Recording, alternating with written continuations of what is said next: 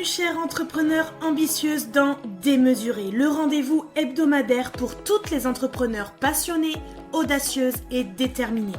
Je suis Marjorie, votre alliée pour naviguer dans l'univers de l'entrepreneuriat avec audace et authenticité. Chaque semaine, pendant 15 à 40 minutes inspirantes, je partage avec vous mes expériences, les hauts, les bas et surtout ce qui se passe en coulisses pour développer à votre tour votre business en ligne avec aisance, fluidité et de manière rapide. Je m'adresse particulièrement à vous, femmes entrepreneurs, que vous soyez au tout début de votre aventure ou que vous cherchiez à donner un nouvel élan à votre business, puisqu'avec Démesuré, on parle business bien sûr, mais on plonge aussi dans le développement personnel, la spiritualité, le mindset et on lève le voile sur les vérités souvent cachées de l'entrepreneuriat. Tout cela dans une ambiance décontractée, honnête et je l'espère incroyablement inspirante pour vous. Alors prête à repousser les limites et à créer un business qui vous ressemble vraiment ? C'est parti pour un nouvel épisode de Démesuré. Bonjour à toutes et bienvenue dans ce nouvel épisode et aujourd'hui on va parler de quelque chose qui nous tient toutes à cœur, comment devenir une experte dans notre domaine et une référence incontournable sur les réseaux sociaux. Que vous soyez débutante ou bien engagée déjà dans votre aventure entrepreneuriale, cet épisode est bourré de pépites pour vous, alors installez-vous confortablement, surtout prenez des notes et préparons ensemble le terrain pour votre succès. La première étape, ça va être de se lancer avec une vision claire. C'est la première étape et non des moindres, donc elle consiste vraiment à définir une vision, nos objectifs. Donc demandez-vous, qu'est-ce que je veux accomplir sur les réseaux sociaux ? Est-ce que je veux plus de visibilité, générer des ventes, créer une communauté engagée ? Est-ce que mon objectif est bien le phare que je suis qui me guide à chaque création de mes contenus avec chaque interaction que je veux créer ? Pour devenir cette experte dans mon domaine. Soyons très clairs, votre premier objectif quand vous vous lancez sur les réseaux sociaux, vous voulez les faire grandir, ça ne peut pas être vendre. Je suis désolée de vous le dire, mais vous devez forcément passer par la case créer une communauté, créer de l'interaction avant toute chose. C'est ce qu'on va appeler en fait le tunnel de conversion dans le jargon marketing. C'est ce qui va nous permettre de faire passer des personnes qui sont dans l'audience froide, qui ne nous connaissent pas, à une audience chaude qui achète nos produits ou nos services. C'est exactement ce que j'enseigne dans mon programme phare d'1 an, Manifesting Magic. C'est comment j'emmène quelqu'un qui ne me connaît pas du tout, qui ne sait pas que j'existe, à l'achat. Mais dans cette partie-là, il y a aussi votre marque. J'ai envie vraiment de parler de votre identité de marque. C'est votre empreinte digitale sur les réseaux sociaux et elle doit être unique et reconnaissable. On en a parlé récemment dans l'épisode 36 avec Julie de Design on the Moon. Vous devez vraiment vous assurer que l'image que vous véhiculez, que vous avez créée pour votre entreprise, reflète complètement qui vous êtes, ce que vous faites et pourquoi vous le faites avec de la cohérence, que ce soit de la cohérence visuelle ou de la cohérence éditoriale. C'est pas l'étape la plus facile et pourtant c'est la toute première, donc elle est indispensable parce que ça va être un petit peu le carnet de voyage qui va vous mener vers votre objectif, ce que vous visualisez en fait pour vous et votre entreprise dans plusieurs mois, plusieurs années. Et moi, je transmets vraiment à mes clientes la manière dont moi j'avance. Donc, j'ai écrit un plan au départ pour ma vie, pour mon entreprise, mais je le travaille aussi d'un point de vue énergétique parce que je veux me préparer énergétiquement à l'étape suivante, semaine après semaine. C'est pas quelque chose qu'on pose une fois et basta sa vision et ses objectifs. C'est quelque chose qu'on vient travailler au fur et à mesure, qu'on vient peaufiner, affiner selon qui on est et selon ce que la vie nous présente sur notre chemin. L'étape numéro 2, ça va être le fait de maîtriser des outils et des plateformes qui vont nous rendre notre quotidien beaucoup plus simple. Lorsqu'on décide d'entreprendre en ligne, il y a pour moi quelque chose auquel on ne peut pas échapper, c'est les réseaux sociaux. Chaque réseau social a sa propre langue, ses propres codes, donc que ce soit Facebook, Instagram, LinkedIn, Twitter, Threads, peu importe, mais ils sont tous différents, donc demandez-vous déjà où est-ce que se trouve votre audience. Et donc, vous allez ensuite venir vous concentrer sur une ou deux plateformes pour commencer, celles qui vont résonner le plus avec votre message, avec votre public, mais surtout celles où vous allez avoir le plus de plaisir, là où vous allez prendre le plus de plaisir à animer ce réseau social, à créer une communauté ici. La base même de la création de contenu, que trop de créateurs de contenu oublient, c'est le plaisir. c'est la joie que ça peut nous procurer, nous, en tant que créateurs de contenu. L'énergie du faire pour faire, ça ne marche pas sur la durée. Et je l'ai expérimenté en 2023. À un moment donné, il a fallu que je dise stop, que je disparaisse des réseaux pour prendre du recul et revenir à quelque chose qui, moi, m'animait, me faisait plaisir, mais répondait aux besoins de ma cible. Donc, au niveau des outils, pour pouvoir créer du contenu impactant, inspirant, qui va connecter avec les gens, mais surtout qui va vous permettre d'être dans le don de vous pour connecter avec les gens émotionnellement, pour pouvoir ensuite leur proposer de travailler avec vous, dans les plus importants à connaître pour pouvoir optimiser votre temps de création et vous faciliter la vie au quotidien. Il va y avoir Canva, bien évidemment, pour tout ce qui est création visuelle, design. Ensuite, vous allez avoir le Suite Business de Meta qui est là pour la planification, gestion de vos messages privés, gestion de vos 2 plateformes Facebook et Instagram dans un seul outil.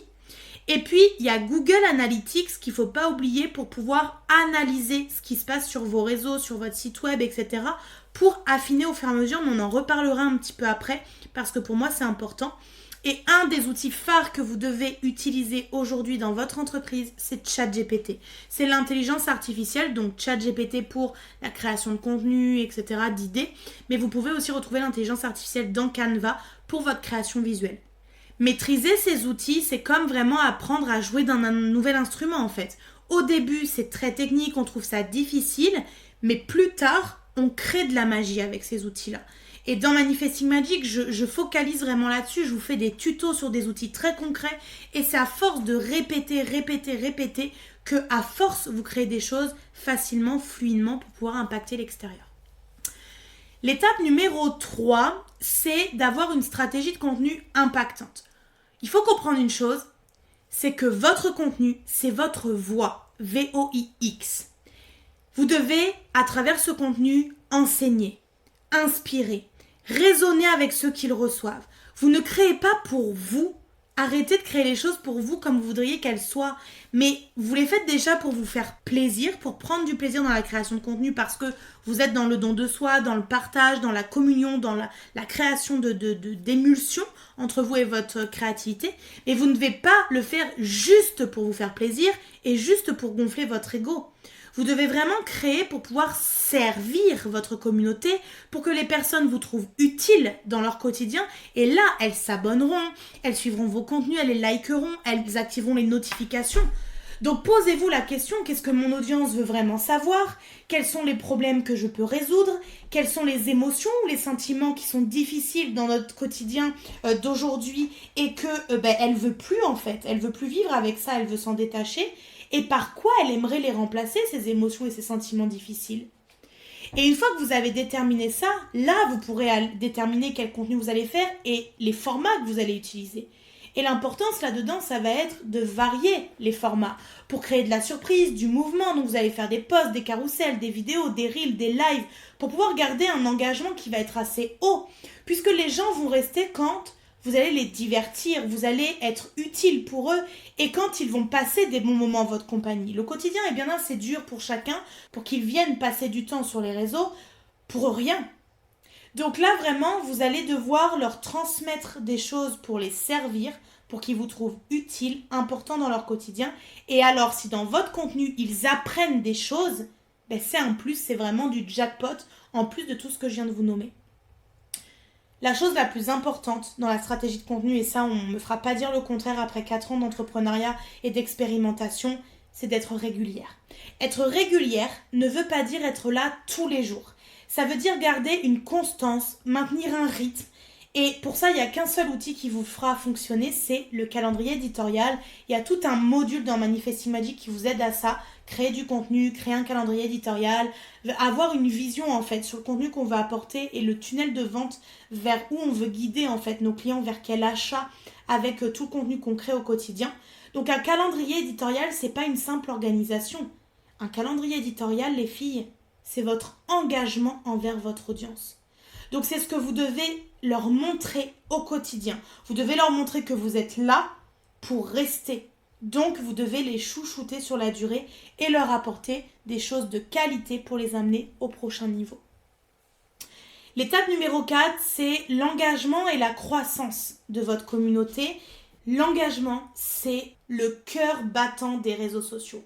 c'est le noyau de tout. Sans engagement, il n'y a pas de possible vente pour moi. En tout cas, vous aurez l'impression de vendre dans le vide, de vous essouffler à chercher des clientes et de l'argent pour pouvoir faire tourner votre entreprise.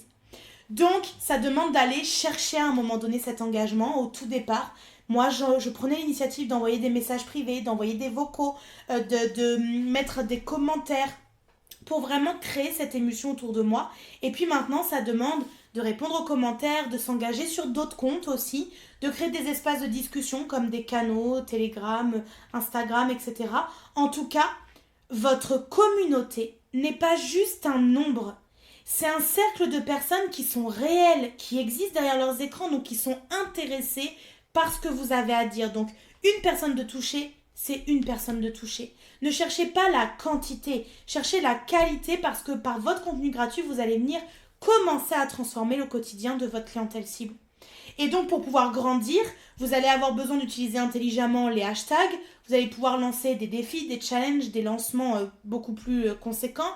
Vous allez pouvoir collaborer aussi avec d'autres comptes similaires aux vôtres. On oublie souvent ça, mais chaque nouvelle interaction, c'est comme une graine de planter dans votre jardin en ligne. Donc, avoir des invitations sur des blogs, des podcasts, des lives à plusieurs, faire des conférences à plusieurs, tout peut être imaginé. Même l'identification la plus simple avec le arrobase et votre pseudo Instagram peut vraiment vous apporter bien des surprises en termes de visibilité et d'engagement. Et donc l'étape 5, ce serait d'analyser, d'optimiser tout ça une fois que vous avez mis tout ça en place. Une chose est sûre, c'est que lorsque vous travaillez votre communication, votre visibilité, qui est le socle de tout, il y a une phrase que vous devez retenir. Ce qui n'est pas mesuré ne peut pas être amélioré. Donc, gardez un œil sur vos statistiques. Donc, quel poste fonctionne le mieux, à quel moment, pourquoi.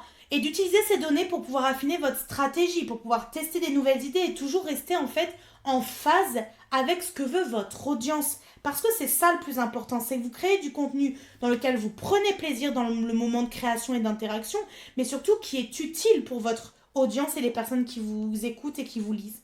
Donc l'adaptation, c'est la clé de la longévité sur les réseaux sociaux parce que le marché est changeant, se transforme rapidement et l'arrivée de l'intelligence artificielle a bouleversé les codes, a accéléré la croissance de certaines choses et certaines personnes, certains comptes.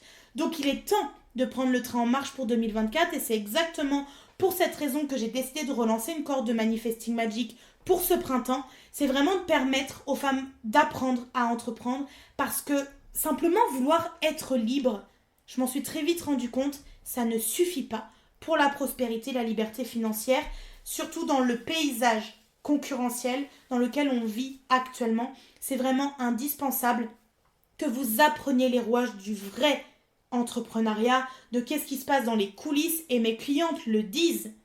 Dans les coulisses, on ne s'imagine pas tout ce qui se passe, on en prend seulement conscience quand on est dans Manifesting Magic et qu'on voit l'étendue des stratégies, du marketing, des méthodes à apprendre, à expérimenter, à mettre en place dans notre entreprise pour augmenter notre visibilité, notre impact. Et donc la 6e et dernière étape, pour moi, ça va toucher à tout ce qui est personal branding, leadership. Quand on veut devenir une référence, c'est aussi partager notre vision unique, donc c'est partager nos idées, nos expériences. Donc il ne faut pas avoir peur, et c'est très facile de le dire comme ça, mais de prendre position, de partager nos succès, mais aussi nos échecs. Pour moi, c'est le propre même de l'authenticité, de la vulnérabilité, et c'est ce qui crée de la connexion humaine. Et j'ai envie de dire, redonnons aux réseaux sociaux leur premier rôle, la connexion sociale. Et pour celles qui rentrent dans Manifesting Magic, elles se rendent compte que moi, je ne suis pas celle qui va vous dire « Faites ça pour créer 10 000 € de chiffre d'affaires dans les 3 prochaines semaines. Faites ça pour avoir 10 000 abonnés dans le prochain mois. » Non. Moi, ce que je veux, c'est que vous arriviez à montrer ce qui vous rend unique. Et ce qui vous rend unique, c'est votre parcours, c'est votre histoire. C'est ce qui a façonné la personne que vous êtes, votre personnalité, mais aussi votre conviction. Et le leadership de pensée, c'est pas un titre qu'on se donne, c'est de la mise en action. Donc ça vous demande de participer peut-être à des réunions, à des collectifs d'entrepreneurs, à des groupes de mastermind ou de programmes comme Manifesting Magic. C'est vraiment de penser plus large, d'offrir notre expertise plus large. Soyez un peu la lumière qui va guider dans votre domaine au plus grand nombre. Donc si vous voulez devenir la référence, il faut être vu, il faut être entendu, il faut être comprise et il faut être aimé. Et un être humain, il aime. Et quand il aime profondément, il reconnaît. Et c'est ce que vous voulez attendre de votre audience, de votre communauté. Et pour être vue, entendue, comprise, ça va vous demander de dépasser vos peurs. Et du coup, d'avoir accès à beaucoup plus de confiance, une posture beaucoup plus solide, d'avoir vraiment plus d'impact. Parce que vous allez venir influencer les gens positivement par qui vous êtes et ce que vous avez traversé dans votre vie. Et cet impact, vous ne l'aurez qu'à partir du moment où on vous sentira confiante, affirmée et que vous assumerez qui vous êtes et ce que vous avez vécu, traversé. Et ça demande d'aller introspecter à l'intérieur de soi. Et d'ailleurs, dans Manifesting Magic, c'est le fervent mélange de stratégie marketing, action business et d'introspection, de développement personnel, de spiritualité et d'intuition. Donc vous l'aurez compris, devenir une experte dans son domaine sur les réseaux, c'est un voyage, c'est pas une destination. On avance au fur et à mesure. Chaque jour apporte son lot de défis, mais aussi d'opportunités incroyables. Mais vous devez être à l'origine de ces opportunités, de créer ces opportunités et de bouleverser un peu votre monde, votre écosystème autour de vous. Alors, prenez ce que vous avez appris aujourd'hui et commencez à l'appliquer, même par petites touches. Et n'oubliez pas, le monde a besoin de votre voix, de votre vision et de votre expertise. Merci d'avoir écouté cet épisode. Si cet épisode vous a plu, n'hésitez pas à le partager autour de vous et laissez-moi un commentaire et 5 étoiles. Ça me motivera à vous préparer plein d'autres épisodes inspirants. Et d'ailleurs, on se dit à la semaine prochaine pour le prochain épisode.